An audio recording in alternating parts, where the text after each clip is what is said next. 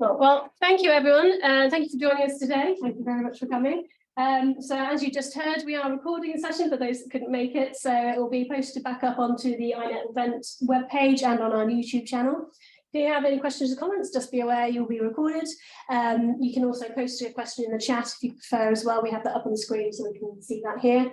But yes, I think that is it from me. So I'm going to hand over to Kerstin, who will then also partway through hand over to Tobias, who has joined us online there.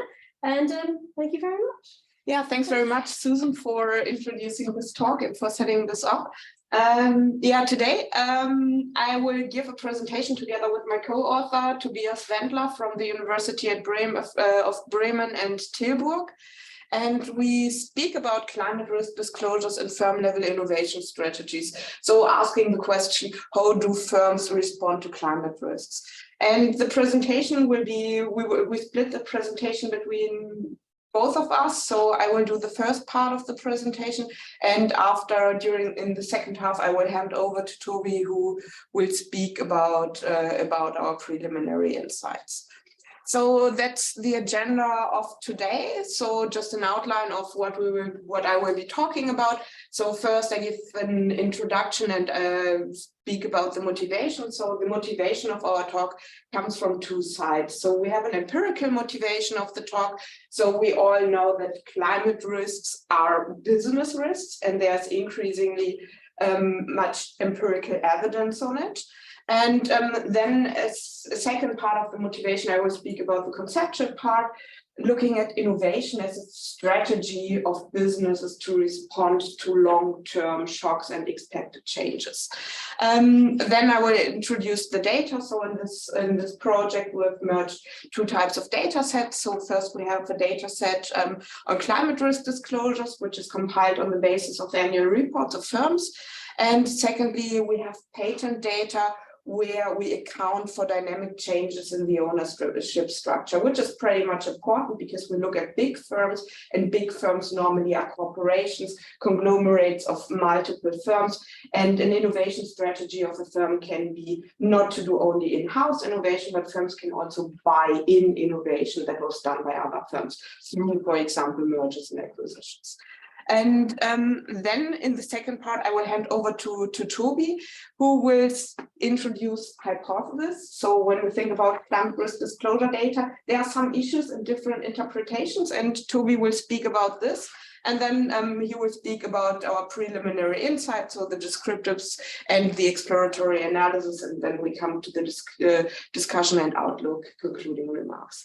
So before I dive into the topic, just a disclaimer, this is very early stage work. So I'm very surprised that we have already such a nice presentation, as I was very skeptical a few weeks ago, but so at this stage of the work, we're comments and suggestions are very welcome, as we still have a lot to do and can incorporate any ideas and suggestions from the audience. Okay, then I will start with the introduction. As I said, climate risks are business risks. So for example, a tornado can hit your business and blow all your money away. This is certainly a risk for businesses who care about money. And secondly, there's another type of risk that is the transition risk, and we all know the time for carbon intensive production is over. And those firms who have just slept the past years and who missed the transition face the risk that their business will not fit to the low carbon world that we hopefully will have in the near future. Well, this is not only what I'm saying, this is also what others are saying. So the World Economic Forum makes an annual survey among experts from the network. And when we look at what the experts from businesses, from academia, from civil society and thought leaders say, they also report climate action failure, extreme weather events, biodiversity loss, human environmental change, and natural resource crisis among the top lists for that are expected over the next 10 years. Well, then there is another risk of inaction. So if firms do not act on climate change and if they are not transparent about their action, they face a big legal risk.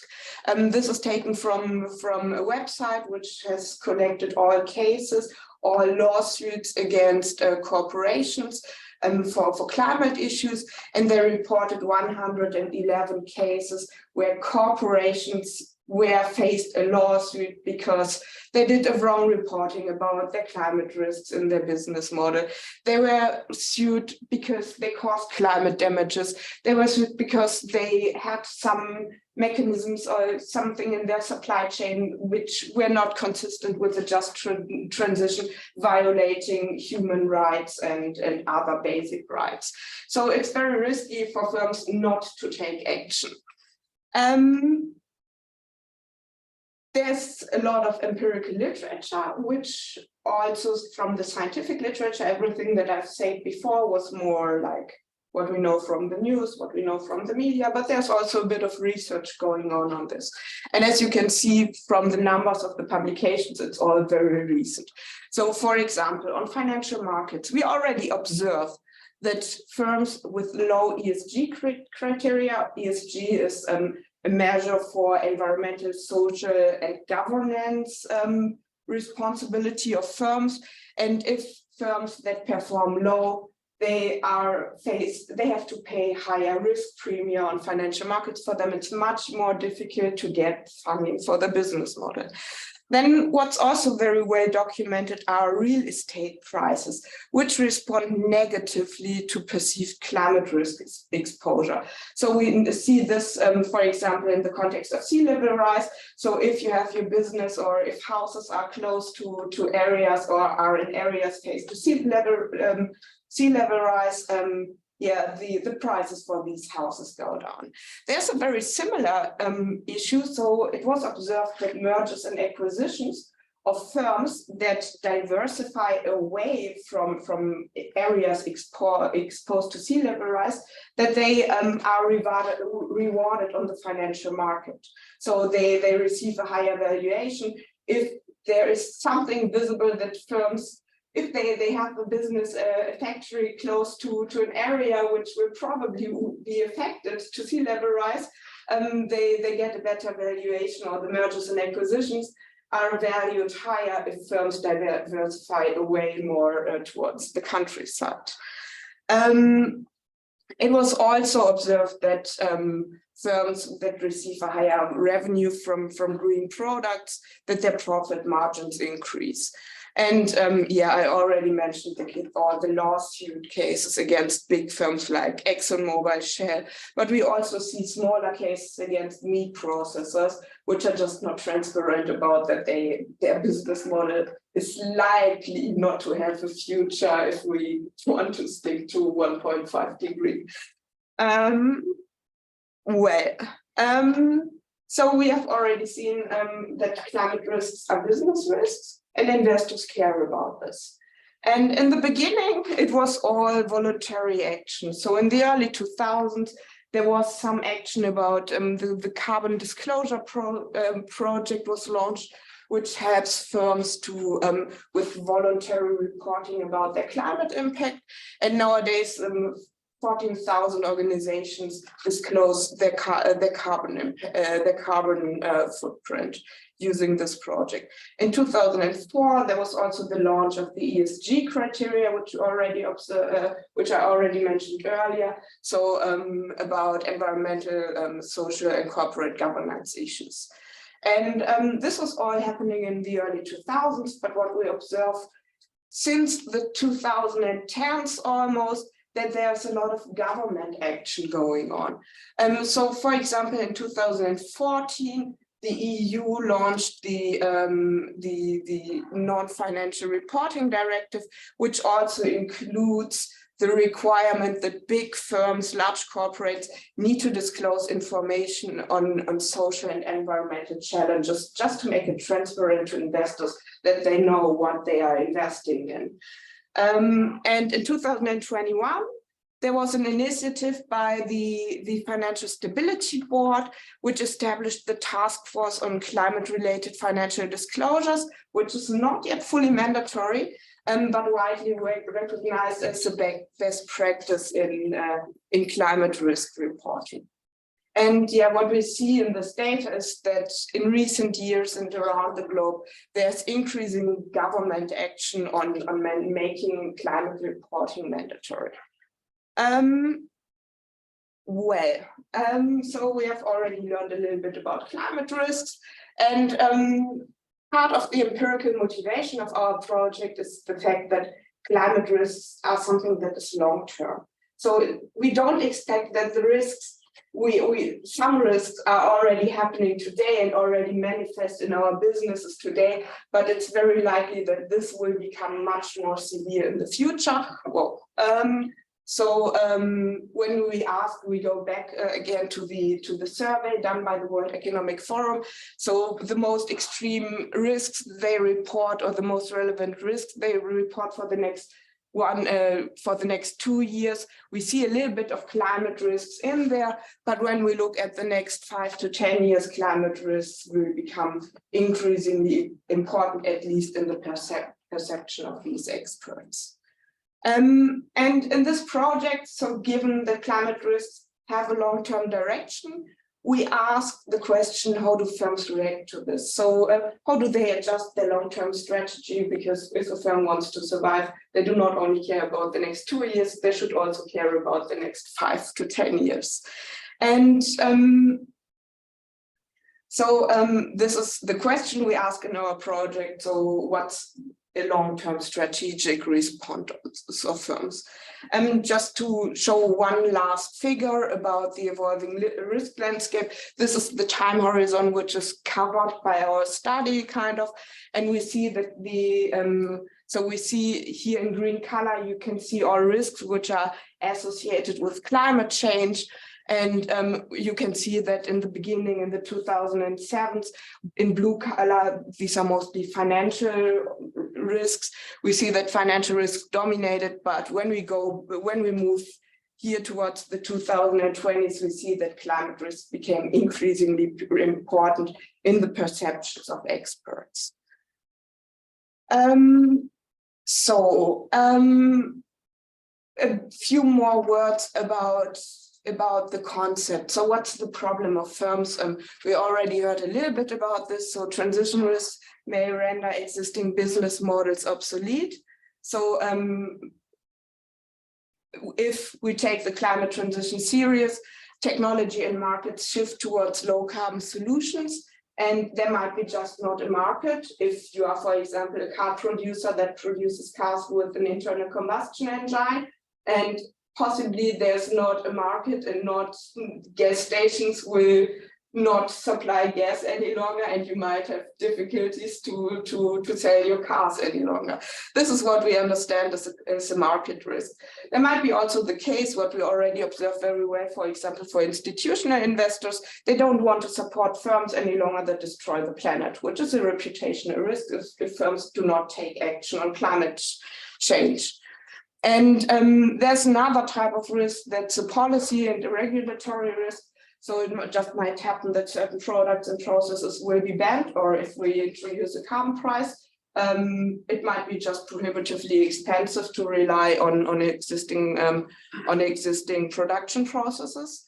And yeah, I think the physical dimension is that what's easiest to imagine. So extreme weather events, so acute shocks might disrupt your supply chain. That is what we have very well observed with COVID, but we have also already observed this with the heat wave, for example, disrupting nuclear power plants in France, or disrupting waterways in Germany, where certain goods were not delivered any longer because the rivers just did not have enough water. And there's a more chronic type of climate risk, which is when ongoing change in the climatic conditions undermines the economic viability, which I think the most obvious example is agriculture, where certain plants can just not be grown any longer. So on those risks, where would you place sort of personal liability risks? Where we've seen, for example, at the current Shell case, where sort of business leaders are sort of being held personally accountable for non-action. Okay, personal risk is not what they need to write in a risk disclosure report. But I would say it's related to policy risk, because there must be any legal base to recognize that climate damage is something which undermines the rights of someone. So there must be a legal basis, and very often in legal cases, it's a matter of interpretation, and this is where the Paris Agreement, for example, had quite a lot, because it offered a basis for lawyers to interpret law in the sense of, in the climate sense. Before we had any climate law, there was no legal basis to make any or to build any claims on this. So I would group this under the category policy and regulatory risk. But individual liability is not really what they have to write in their reports.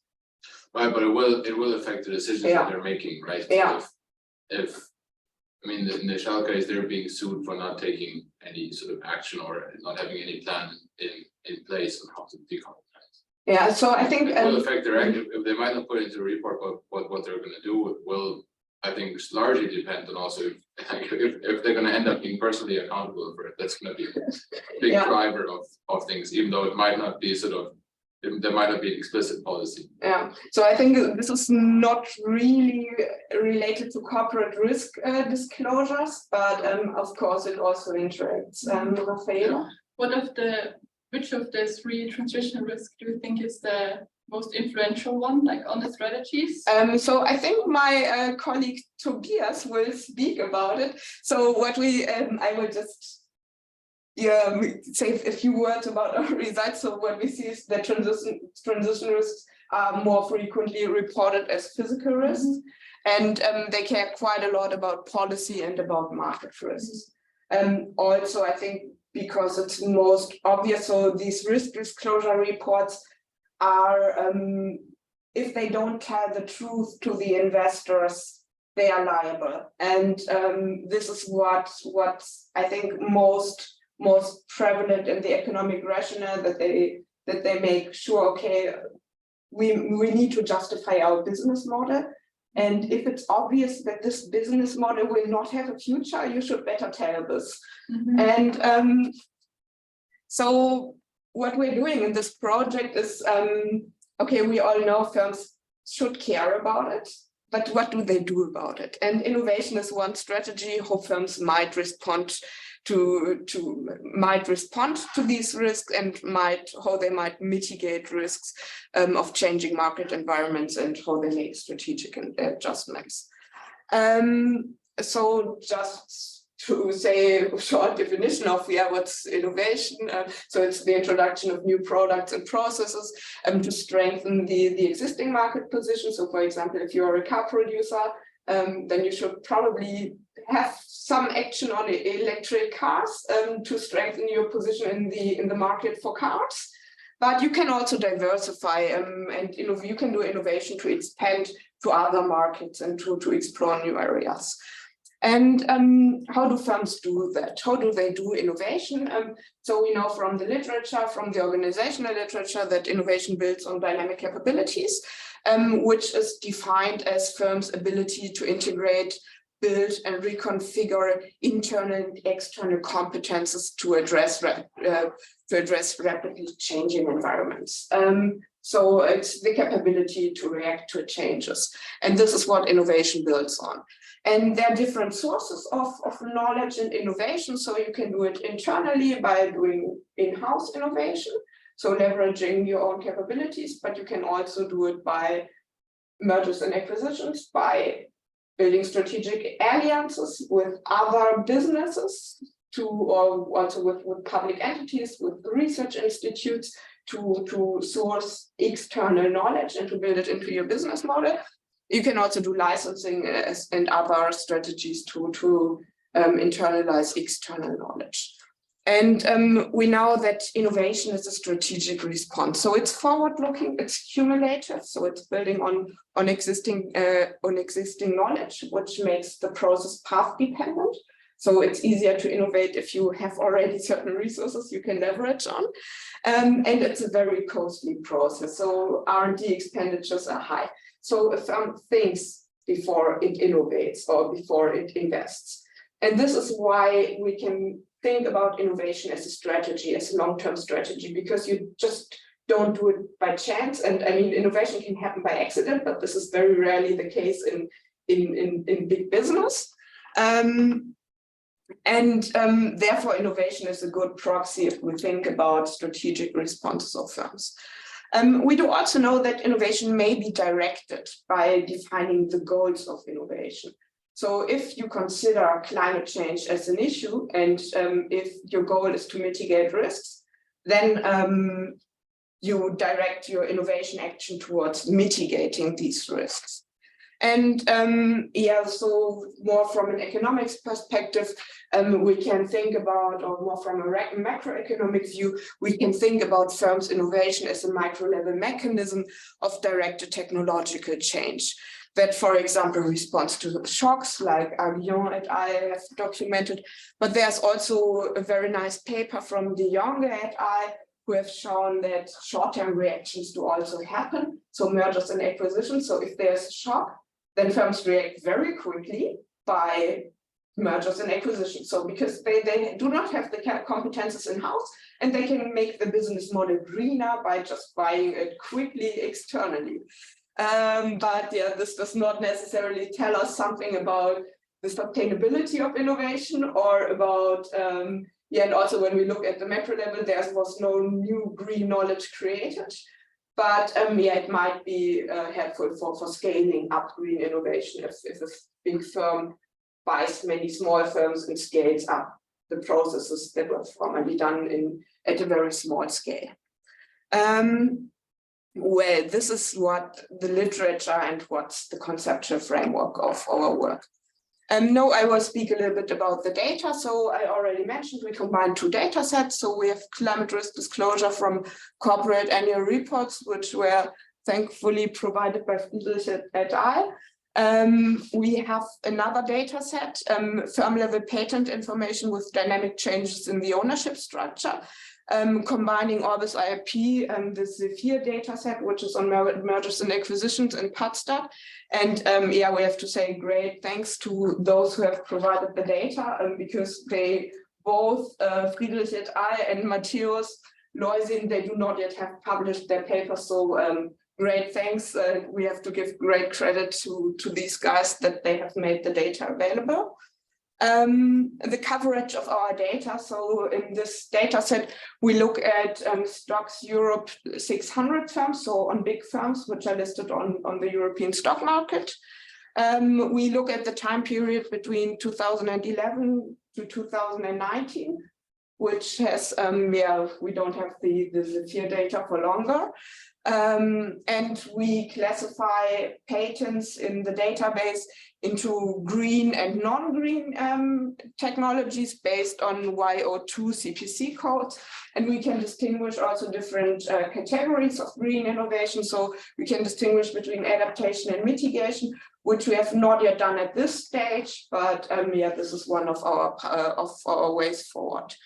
And what we're also doing in this project, or what Friedrich et al. Have done, they have introduced 5 risk categories that are already mentioned. So 3 types of transition risks, market reputation and policy, and 2 types of physical risks, so acute and chronic risks. And this is what we have in our data. At this stage, we only have a smaller sample because we do not yet have the full data on the 600 firms, but this is what we will have in the near future. So just a few more words about the data itself. So the climate risk disclosure data, so Friedrich et al., they have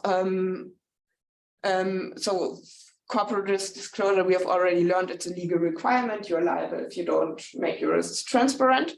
But it's still at the infancy.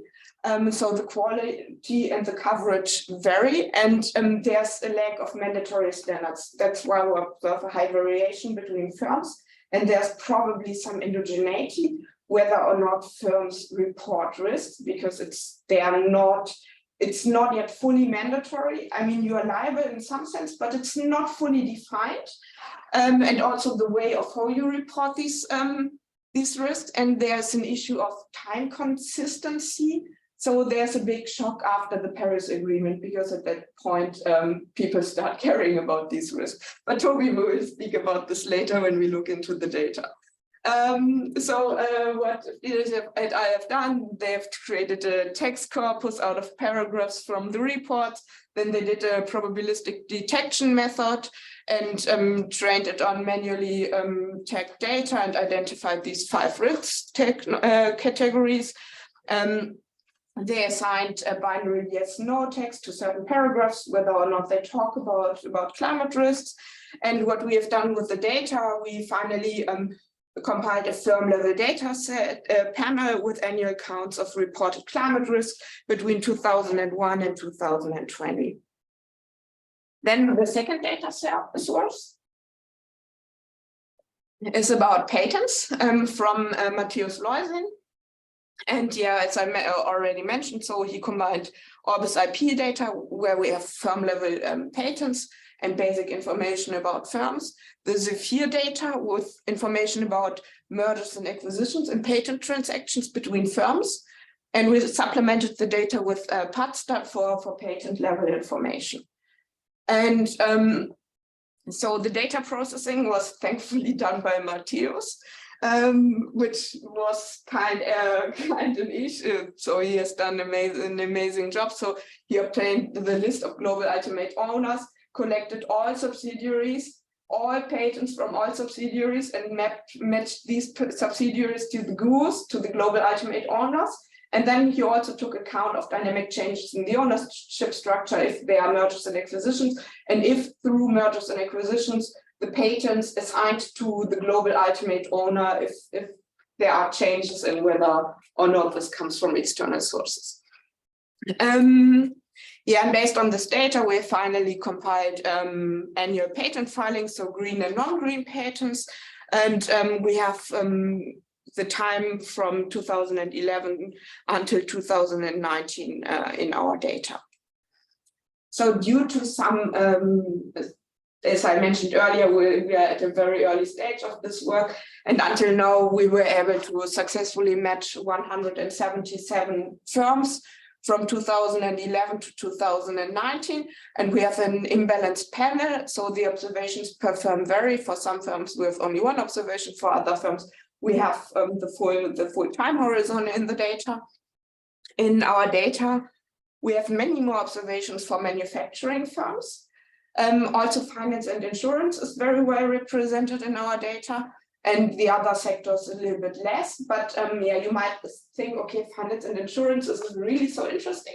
Yes, it is, because if they hold patents as a strategic asset in some cases, and patents might have a different value, and if a financial entity holds many patents, and if they also diversify more into green categories, it tells us something about the valuation of these firms on patents. But we expect the behavior of the finance and insurance sector to be different than the behavior of manufacturing firms, which have it more in the inherent business strategy and which should react more in the long term. But this is something we have not yet investigated, but we will look into this in the future. But Toby will now speak about what we have already done.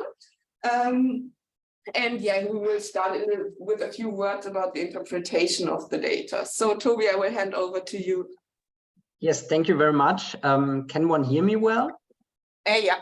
Oh. Okay, great. I just have to see whether I can go back to full screen. Perfect. Yeah.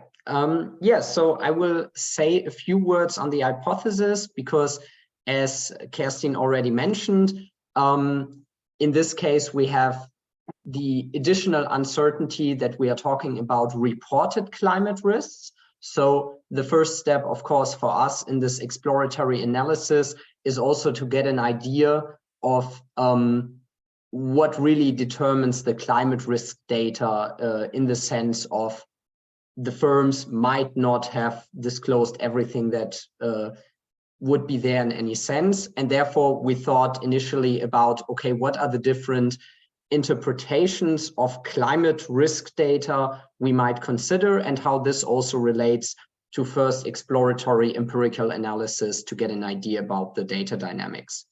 And we would like to suggest 4 interpretations about the nature of this data, which are to a certain degree overlapping. So as this is work in progress, there are some in-sharpnesses to that, but please bear with me about our general ideas here. So the first idea would be to consider climate risks really as something exogenous to the firm, so that climate risks are just objectively given at a certain point and then also enter the reported climate risks of the respective firms. And the related hypothesis in this case would be that we expect that if climate risks rise, firms innovate in order to reduce the associated climate risks or address them. And one idea of why this effect might also happen relatively fast is the notion of innovation off the shelf, which means that firms might have new ideas already lying in the backyard, so to say, and at the time where this becomes profitable due to these changes, for example, they can already respond to the new situation by filing these innovations. So to assess whether this hypothesis might hold in our data, we will perform first fixed effects regressions where we show the effect of climate risks on contemporaneous innovation and also on a forward-looking moving average of innovation. The second interpretation would more relate to that climate risks reports might be associated with a very fundamental firm characteristic. So to think more about, might this not be so much a within effect, but actually a between effect across firms? And an idea behind that might be that the reported climate risks basically display how environmentally aware a firm generally is, which also, of course, influenced its past innovation history, and therefore the climate risks that we observe might be mainly driven by this underlying environmental awareness of respective firms. So in this case, we would actually expect that those firms which have higher innovation or a stronger innovation history also experience lower risks, and we will try to get a glimpse on that by looking at the cross-sectional association of innovation activity and climate risk. Okay, next slide, please. Thank you. Yeah, the third interpretation then kind of shifts a little bit to focus also more on, might innovation be actually the driver of climate risks in the first place? So also relating to the cross-sectional consideration related to hypothesis 2. But again, here rather focusing on the within dimension of these effects. And the hypothesis here would be that if there is an exogenous shock, like the Paris Agreement, assuming it's exogenous, then the climate risks will increase more for those firms that actually had a weaker past innovation performance. And to look at this, we will specify regressions where we look at a backward-looking moving average of innovation and to assess its effects on climate risks with this hypothesis. And the fourth and final one would be, which might be the most frustrating idea about the nature of these data, that the reporting of climate risks might also be more a marketing tool by those firms that are actually leading the transition. So the idea being that if firms had a very solid and successful past innovation performance, they might even have a stronger tendency to report climate risks because they can at the same time state, but we are unusually well set up to address these risks and kind of turn it into a market opportunity at the end of the day. And to look at this hypothesis, we can basically utilize the same specification as for the third hypothesis, because again, here we would then expect that a stronger past innovation performance would actually increase the reporting of climate risks. But we can, of course, also get an idea about that when looking at the cross-section, because we can check whether those firms that generally have most innovation also report the most climate risks. Okay, so let's jump to the insights. So just to give you a rough idea, as it was already asked, about the dynamics within the data. So what you see here at the upper part is a graph that shows you the yearly average across all firms of the highest line being any climate risk, so being the sum of the 5 subcategories, and then also the 5 disaggregated types of climate risks over time. And what we can see here relatively nicely, of course, is that we do see a strong upward trend after the Paris Agreement. So round about 2016, I would say it starts to take off. And we see this take off more strongly for the transition risks, with the orange line being policy risks and the red line being reputation, I think. So whereas the physical risks are more or less stable. So we see there is this data dynamic in the time dimension. And we can also see in the summary statistics below where physical and transition risks are distinguished. We can, of course, see that most of the reported risk counts actually come from transition risks, where the mean value is almost 5 times as large as for physical climate risks. Okay, this is a slide just to show how much variation there actually is in terms of green patents, because of course, when we want to utilize both cross-sectional and within regressions, of course, we have to make sure that there actually is meaningful variation in these. And here we have shown in the left panel for the firms where we have only excluded very few extremely large firms to make things better visible, whereas on the right-hand side, we have excluded quite restrictively firms to show that even those firms which have relatively low counts still have relevant variation also in the within dimension.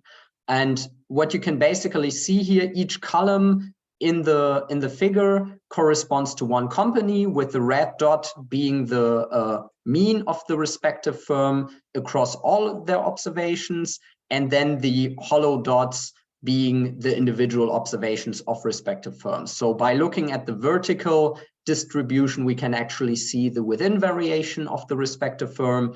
And by looking at the horizontal movements, we can actually see that, of course, there's also substantial heterogeneity across firms. Yeah. Okay, and perhaps as a final notion, as in this talk today, as Kerstin suggested, we are definitely planning to extend our analysis to subcategories of green innovation. For today, we focus on green versus all innovation, and just to shortly show that there are some unique dynamics going on there. What you see here is the share of green patents in total innovation. Oh, you skipped one further. And where on the one hand, of course, we can very nicely see this Paris shock, basically, that after the Paris Agreement, we see a substantial increase in the share of green patents. As a disclaimer, it should be said, if you look at the scaling of the graph, the effective increase is 1 percentage point, but nevertheless, this kind of gives some intuition also to this innovation of the shelf hypothesis. Okay, yeah, I think we can go further. Okay, so now we jump into the preliminary or the exploratory results. And the first thing we take a look at here is the cross-sectional association of mean risks and patents, where we can actually get a first idea about hypothesis 2, which would tell us there should be negative relationships. So firms that have on average most innovation should also experience lower risks, or a positive relationship which might substantiate this marketing idea that those firms which are most innovative and can the best way address these issues actually report the most. And in the scatter plot below, you actually see the distribution of the firm mean climate risk and the firm mean green patents. And what we can see here, of course, already on first sight is it's not a straightforward a data relation. So just from visual inspection, we would now not clearly say it's related one way or the other. And in fact, it's also the case if we do a cross-sectional OLS simply, we do not find, perhaps one back, that's, yeah, thank you. If we do a cross-sectional OLS where we regress the climate risks on innovation, then we don't find significant relationships, although a slight positive association, which would be kind of against hypothesis 2 and 4. But if we turn to the next slide, yeah, thank you. This is just the same specification the other way around, where we assess whether climate risks are associated with innovation. And of course, this should be treated with a lot of caution, being just a raw cross-sectional exercise. But what's kind of interesting still is to see that by tendency firms with more transition risks on average also have more green innovation on average. And to explore these dynamics then in more detail, that's of course the relevant and interesting exercise perhaps. Okay. Yeah, and then we start to look at the within dimension of this dynamic. And the first hypothesis, as we said, is this idea of innovation of the shelf. So there might be a positive association that if climate risks increase, we also increase innovation.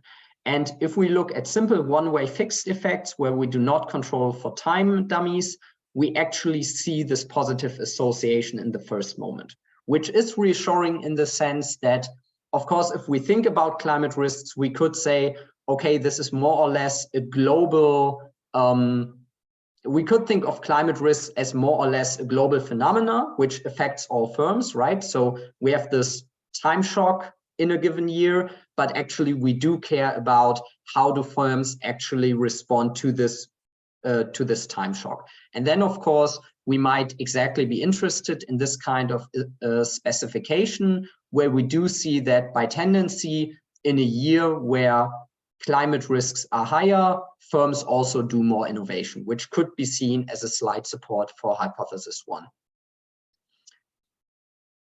However, if we do control for time effects, then this association completely shifts, which means that the effect gets significantly negative. So right now the interpretation would be an increase in climate risks leads to a by tendency smaller innovation activity. And this result here is standard two-way fixed effects with year dummies.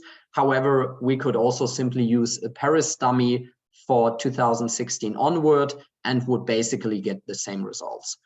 And these results are in principle, of course, first of all, at odds with hypothesis 1. However, again, here we need to think about, okay, what are we actually capturing? Because what we are now identifying is the idiosyncratic component of climate risk beyond any common factors. So this might precisely be that right now there's the global shock, the Paris Agreement, and now the firms that are over proportionally hit by this Paris Agreement in terms of their risks are exactly those which have relatively little innovation, or which have in a given year a bad innovation performance, so to say. And this might be to kind of reverse this interpretation here, and we will take a more detailed look on that in the following. Okay.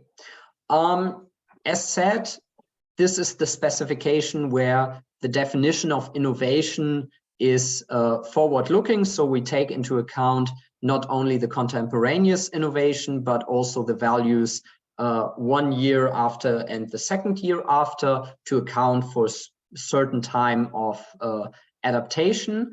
And if we run this, however, we still do not any support of the idea that the idiosyncratic increase in climate risks is associated with significantly more innovation.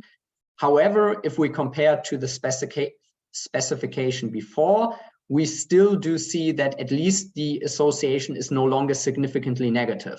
So this might point a little bit to the fact that at least those firms which might suffer from the phenomena mentioned before can make up for this to a certain degree by at least scaling up their innovation a little bit in the years after. But we do not see a substantial positive association here. Okay, next slide.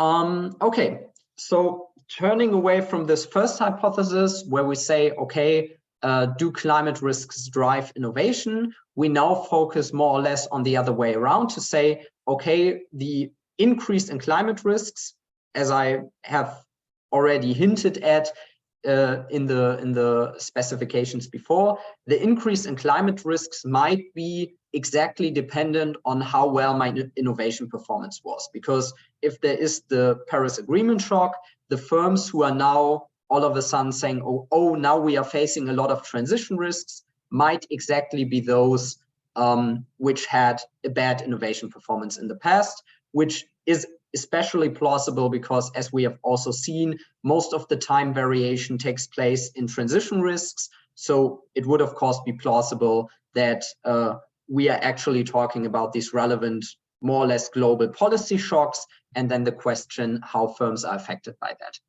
And therefore, to assess this, we now look at a specification where we regress the climate risk reports on innovation performance, which in this case is a backward-looking moving average. So the innovation in the in contemporaneously, but also the 2 previous years and how they relate to the climate risks. And the first hypothesis related to this would be our hypothesis 3, that actually climate risks capture the fact that firms missed the transition by not having enough innovation in the previous years. In this case, we would expect a negative relationship. The opposite consideration, again, would be the marketing consideration, where we might expect, even in a within dimension, that there is a positive association. So a firm that does a lot of innovation in the past year says, oh, now we start reporting it to show that we can address it. However, if we look in the data, which is, I think, a little bit reassuring, is we do actually see this strong negative relationship. So firms that have less innovation in the years prior to the shock, for example, then do face larger increases in climate risks compared to other companies. So these results are kind of in support of hypothesis 3 and at odds with hypothesis 4. Okay, I will speed up a little bit. Okay, but in principle, this is the same specification, but just specifying both innovation variables at the same time. And I think what's just interesting here is to see that this negative association with transition risks, that holds even in this specification, so that most likely indeed, as the time variation is also more pronounced for transition risks, this is what kind of drives this dynamic. Okay.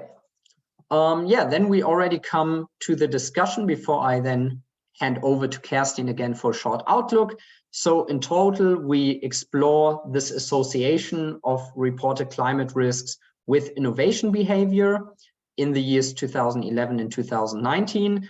And perhaps to shortly recall, we suggest 4 potential interpretations or interrelations about reported climate risks with innovation. And those were that we said, okay, climate risks are exogenously driven and drive innovation. The second one being that climate risks kind of indicate exposure and are systematically low for environmentally aware firms, more being a between firms dynamic.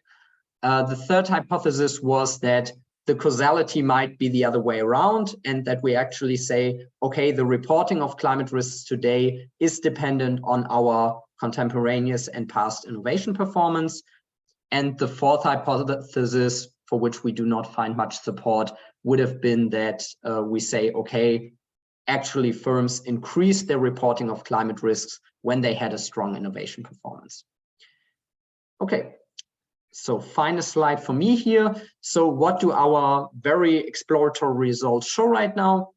We find a very slight association of climate risks and innovation in the between dimension, in the direction that firms with higher transition risks on average also display more green innovation on average, but not all innovation, which might of course be interesting.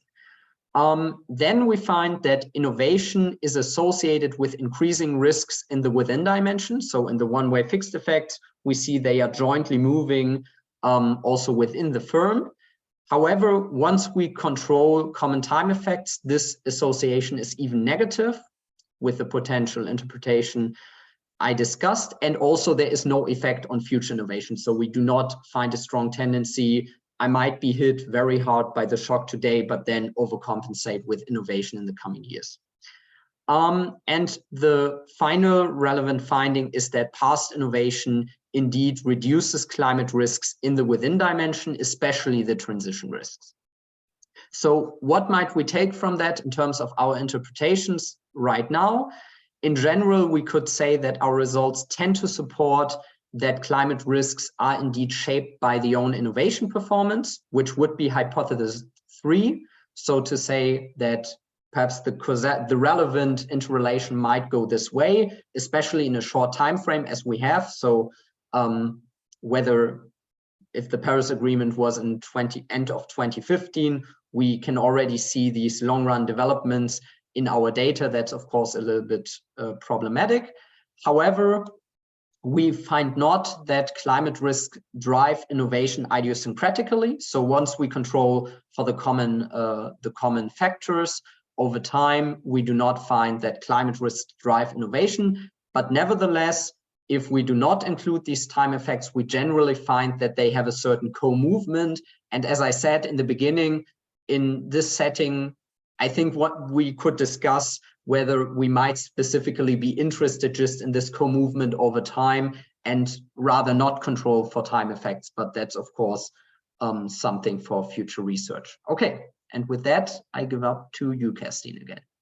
Okay, yeah, I will just give a bit short outlook of what's on our agenda and what we'll explore in the future. So as we mentioned in the beginning, it's very early stage work, and we have not yet included so other dependent variables. So for example, looking at firm level performance, the empirical literature suggests that firms with higher climate risk perform worse financially and economically. And one of our pathways for future research is to link or to confirm or validate our analysis by looking at these performance indicators. We have also not yet looked at many independent variables, so institutional ownership. We have not yet looked at that what I mentioned in the beginning, dynamic changes in the ownership structure, which might be super relevant, especially in the context of the Paris Agreement. We have seen this peak in green innovation, which suggests innovation off the shelf. So the firms already have the solutions, but filing a patent is very costly, and the Paris Agreement might have made this profitable or worth doing. And at the same time, we might also have seen a lot of dynamics in terms of mergers and acquisitions, and this is what we want to look at in the near future. And we have also not yet explored the dimension of technological heterogeneity, for example, distinguishing between true green innovation and gray innovation, which is just making your dirty business model a little bit greener.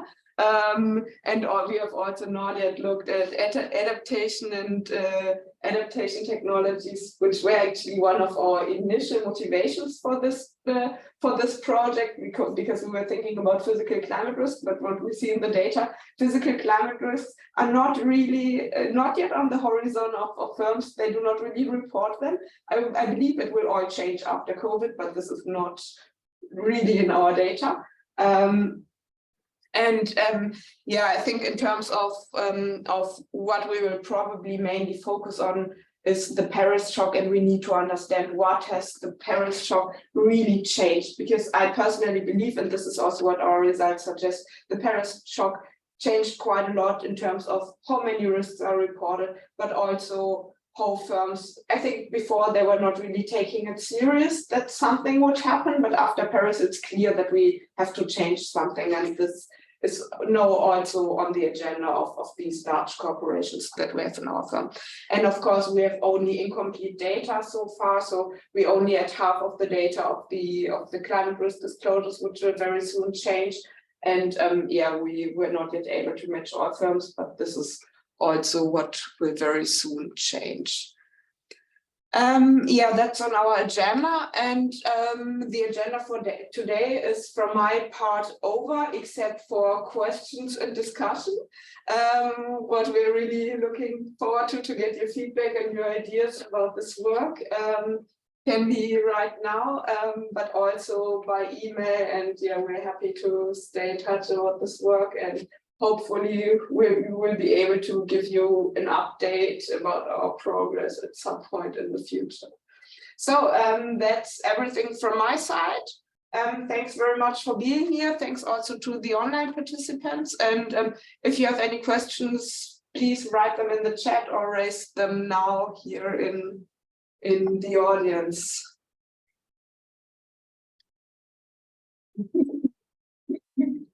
I don't have a question, more like a comment. Like, I really like your work, and it actually fits quite well to a study I'm working on right now, where we also investigate this Paris shock. So we are looking into steel companies and why and how they change their strategies towards decarbonization. And we do a comparison between Austria, Australia, South Korea, and the USA. And there we also see that, like in Austria, so we also look into annual reports and sustainability reporting, and we see that sustainability report really increases since the Paris Agreement, and that, like, voestalpine in this case really increases the efforts and strategies towards hydrogen-based production. And in comparison to that, like in Australia or the US, where there was not really a political pressure, their efforts, like, they are talking about some stuff, but they're not really taking any effort to get into action. So I think this dependency, and that's actually why I was also interested which risk you see as most influential, is super interesting. And now you confirmed a little bit like our hypothesis that, like, the political landscape here really has a big influence. That you can see this in your graph actually, that it's like, yeah, that sounds very interesting. I think, which is also kind of on our agenda, what would be very valuable to do kind of validation exercise by looking into very specific cases. So, and I think the steel industry is a really interesting example, and that what you're mentioning is super interesting. I mean, most of these firms, and they are listed in Europe, so they care about European policy. But given that many of them are multinationally active, this is actually also something that could be interesting if a firm diversifies internationally. It could be also a pathway to avoid true action if you just relocate the main part of your business towards a location where you're not so much affected. Yeah, that's a very interesting idea. And that's also something, Toby, we might have a look at by looking at the geographical distribution of the subsidiaries. Good point. Yeah, also, in case you are happy to share your slides, I would be happy to have them. Yeah, sure. Can also discuss with my colleagues. Yeah, I was also I was wondering about two things, but both of them have somehow the location as the key indicator. So I've read that Paris Agreement was seen, you know, like a big change, also because it shifted the action or the requirement to act from country level as it was before to, you know, whatever agent. So you have not only firms, but you have cities, you have, you know, net zero target or policy of, I don't know, Tokyo or something like that. So I was wondering if firms which find themselves in locations which are themselves driven towards action, have a different, appetite for action. But also that's one thing. But the other thing related to the physical risk, as it happened, the people perceive this physical risk of climate change if they have experienced it somehow. And Europe is still protected, or there are areas which experience these events, but not everywhere. So it might be that if these companies have been affected by floodings or I don't know, their river disappeared, like it happened in the North Italy or in Germany over the summer, and all of a sudden they take that in consideration or not. Yeah. Unfortunately for Europe, this is not yet in our data. I mean, I would be not surprised if we find physical risks at a much higher frequency after the past 3 summers and also after COVID, because COVID was a very good illustration of how important it is to have a functioning supply chain.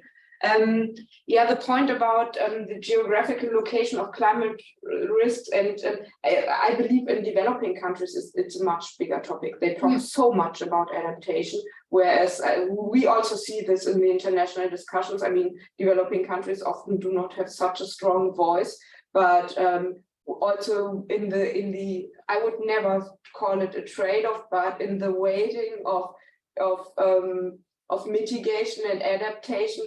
So for many developing countries, of course, they do not mitigate much. Adaptation comes definitely first, and they want to have money for adaptation, but not so they do not emit so much. So I think this is very well reflected in international policy debates. And the other point that we mentioned in the beginning about the geographical location, this is indeed very interesting, and I think there's one data source one could use. So the Carbon Disclosure Project, which I mentioned earlier, they cover 14,000 organizations, I think, including cities, to my knowledge. So the Carbon Disclosure Project is an organization which helps entities to report climate risks. And to my knowledge, there are also some cities included. And this could be one source of mapping the geographical location of a firm towards the action. I think this is a little bit beyond the scope of that what we will be able to capture with this work, but this could be one way to go. And I think what we will definitely do is to look, I mean, we do not have too many firms in our sample. We hopefully will be able to expand the sample to at least double the number. So it's hard to find the matches and also the patents, and but no, so far we just had half of the data, then we might be able to do at least some case studies for a few firms and to extract. So for some data sources it's manual work, but as the number is not 1 million of firms, there might be a few things we could and will probably manually check also to make sure that our hypotheses and interpretations make sense. And one more question. Almost in all the countries, the large firms represent probably 1% of the number of companies, and 99% are small and medium enterprises, which normally don't do very well on innovation scale, or they are nowhere represented, but they deliver a big chunk of the GDP of a country. And 2/3 of the work. They hire usually 60% of the employment population. What happens with those guys? Or I mean, they will be affected by all these climate risks. What will happen? It will be like a big wave wiping them off, or what do you think? What choices they have given this relationship between innovation and climate risk? So I mean, it's clear that with our approach, we are not able to study these small firms. But yeah, you're absolutely right. It's really hard to have data on these small entities. But at the same time, they do also not matter so much if there's a process of creative destruction. If a firm with 5 employees shuts down because they are not able to stand higher energy prices, or if their business model is just not feasible any longer, nobody will really, it's not such an issue if they close down. But I think there are also many transition probabilities. I mean, many of them are, for example, construction workers, and whether they build heat pumps into buildings, or whether they do the maintenance of a normal fossil fuel based radiator. I mean, of course, there's a lot of reskilling and retraining required, but this is already happening with the newer employees. And so I think for some of these firms, it will be easy to do the transition. I think some of them will just disappear. And I mean, the smaller and medium sized, so when we think about not only 5 employees, but more about 50 to 200 employees, yeah, of course, they, for them, it's, Yeah. I don't know. But I was just wondering, because I'm aware that that's in no way part of this research, but probably when you look at literature and what people do, and maybe others express a view of, you know, and these guys, this is what will happen to them or something. I mean, what's definitely true is that they are very often that the owners of the firms play a much more important role, and very often they sometimes, so at least when we look back into the eco-innovation literature from the early 2000s, some of them were really like the leaders in green innovation, because they take responsibility. Their business is their responsibility, their personal responsibility. But these are small, a few cases, but they started caring about these. Some of them started caring about these issues much earlier than the big corporations. But I mean, I do not really have an answer on this.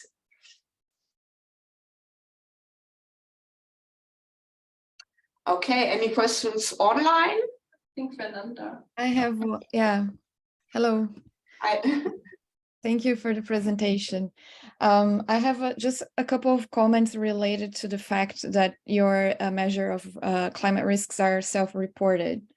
I think one thing that would be helpful, at least for me, would be if you could in the future, when discussing the hypothesis, because you have many different specifications for the econometric models, it would be helpful to see the equations and perhaps briefly discuss in which way each of the specifications that you use address this endogeneity, the fact that firms that the more capable of reporting climate risks, the capability of reporting climate risks might have some type of correlation with capability of innovating. So it would be helpful to have some kind of a map of how you are dealing with that and how that relates to your hypothesis.